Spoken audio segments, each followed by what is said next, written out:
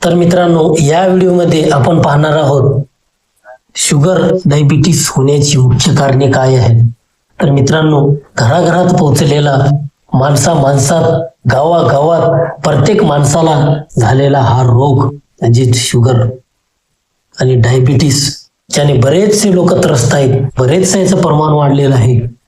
घराघरात किंवा प्रत्येकाला म्हणलं तरी चालेल, प्रत्येक घरात प्रत्येक गावात म्हणलं तरी चालेल, ही शुगर डायबिटीस होण्याची मुख्य कारणे आहेत. त्याबद्दल आपण थोडक्यात माहिती पाहू. तर मित्रांनो, हे जे शुगर आहे, सर्वप्रथम आपण शुगर म्हणजे काय हे लक्षात घेऊ. तर मित्रांनो, शुगर किंवा डायबेट्स म्हणजेच शरीरातील साखरेचे प्रमाण वाढणे, त्या साखरेच्या वाढलेल्या प्रमाणावर योग्य प्रक्रिया न होणे किंवा आपल्या शरीरातील इन्सुलिन जो हार्मोन आहे तो हार्मोन काम न करणे, त्यामुळे त्या साखरेचा उपयोग न होणे, जास्तीची साखर वाढणे, म्हणजेच त्याला आपण शुगर झाले किंवा डायबिटीस झाले असे म्हणतो. तर मित्रांनो, हे डायबिटीस कशामुळे होते ते आपण पाहू. तर हे आहे मित्रांनो, सर्वप्रथम तर आपण अत्यधिक साखर खाल्लं, जास्तीचं साखर खाल्लं, प्रमाणापेक्षा जास्त जर साखर खाल्लं तर आपण ते साखर खाल्ल्यामुळे आपल्या शरीरामध्ये जास्तीची साखर होऊन व्यवस्थित उपयोगात येत नाही किंवा इन्सुलिनचं कार्य करायला ती अडथळा निर्माण करत असते. म्हणजेच ती जास्तीची साखर झाल्यामुळे तीच साखर रक्तात, म्हणजेच आपण शुगर किंवा डायबिटीसच्या रूपाने आपल्याला ती नंतर दिसून येते. शरीरात साखर जास्त झाली आपण असे म्हणतो. त्यानंतर आहे मित्रांनो फास्ट फूड, जे आपण नाश्त्यावर दिवस काढणे, एखादं काहीतरी फास्ट फूड खाणे, कुठल्या तर चायनीज बोटव्या खाल्ल्यासारखं खाऊन आपली साखर वाढून घेणं होय, ते खाऊन दिवस काढणे किंवा जेवण न करणे, जेवणावर नियंत्रण नसणे. थोडक्यात हे एवढं खाल्लं जेवण वाचते किंवा जेवणाचा वेळ वाचतो, जेवणाचा खर्च वाचतो, जे काय असेल, वेळ नाही, टाइम नाही, पैसे नाही, किंवा जिभेला आपल्या चांगलं लागावं, चवदार म्हणून खाण्यासाठी, पुचली पुरवण्यासाठी खाणं म्हणजे फास्ट फूड खाऊन आपलं शुगर वाढून घेणं होय. तर मित्रांनो, त्यानंतर आहे जास्त वजन किंवा मोठा. जर मित्रांनो जास्त वजन वाढलं, मोठापा वाढला, अतिलक्तपणा झाला, शरीरात चरबीचं प्रमाण जास्त झालं तर ते इन्सुलिनचं कार्य करण्यामध्ये अडथळा येत असते.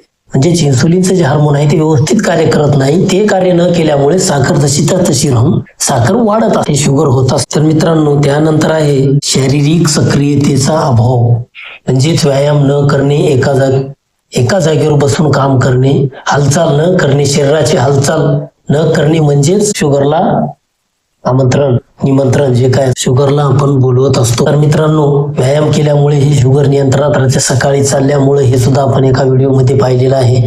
चालण्याचे फायदे हा एक व्हिडिओ आपलं पहा. शारीरिक सक्रियतेचा अभाव म्हणजे शारीरिक सक्रियता, व्यायाम न करणे, न चालणे, हालचाल न करणे, शरीराची एकाच ठिकाणी बसून राहणे किंवा बैठे काम करणे, बसून राहणे, त्यामुळे शरीराची साखर वाढत असते, त्यामुळे शुगर होत असते. तर त्याच्यानंतर आहे मित्रांनो अनुवंशिक कारणे. जर आपल्या घरामध्ये आजीला, खापरपंजाला, ताताला, बाबाला, कोणाला आपल्या अनुवंशिकतेमध्ये, आपल्या खानदानीमध्ये कोणाला शुगर असेल तरच ते नक्कीच आजोबाकडून, वडिलांकडून, आजीकडून आपल्या लेकरांना किंवा आपल्या पुढल्या पिढीला येण्याचा हे धोका असतो. ते अनुवंशिक कारणे आहेत. अनुवंशिकतेमुळे सुद्धा शुगर येत असते. त्याला आपण काही करू शकत नाही, त्यामुळे आपला नियंत्रणात ठेवावं लागते. एकदा झाल्यावर तुम्हाला नसेल तर ठीक आहे, खूप चांगलं, तुम्ही निरोगी आहात, खूप चांगलं आहे मित्रांनो. जर एकदा झालं तर समजा तुम्हाला झाल्यावर तुमच्या लेकरांना पुढे येण्याची शक्यता असते, म्हणून शुगर होऊ देऊ नका. त्यानंतरचे कारणे आहेत मित्रांनो रक्तदाब, असंतुलित आहार, म्हणजे जास्त रक्तदाब असेल, त्याला बीपीच्या गोळ्या चालू असतील, त्याचं जे रक्तदाब आहे, बीपी योग्य नियंत्रणात नसेल तर त्यामुळे आता बीपी झाली किंवा बीपीच्या गोळ्या चालू आहेत, आता चालू झाला तर काही दिवसांनी शुगर होण्याची शक्यता असते. जर योग्य त्याच्यावर उपाय केले नसतील तर रक्तदाबामुळे भविष्यात शुगर होण्याची शक्यता असते.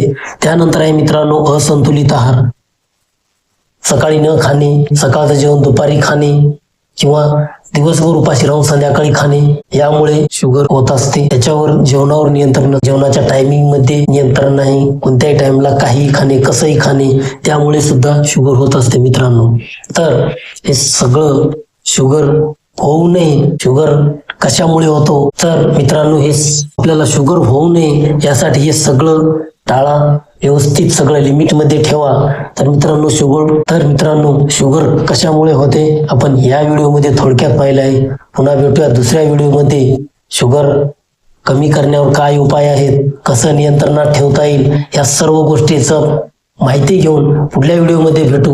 त्यानंतर या शुगर डायबिटीससाठी कोणते तपासण्या आहेत, कोणती तपासण्या करणं आवश्यक आहे, कशामुळे, कोणती तपासणी केल्यामुळे आपल्याला शुगर लेवल समजत असते, कोणती तपासणी कधी करायची, कमी असेल तर कोणती करायची, जास्त असेल तर कोणती करायची, 6 महिन्यापासून असेल तर कोणती, 1-2 वर्षापासून असेल तर कोणती टेस्ट करायची, याबद्दल एक व्हिडिओ आपण पुढच्या व्हिडिओमध्ये त्याबद्दल पाहू. यावर एक व्हिडिओ बनवू.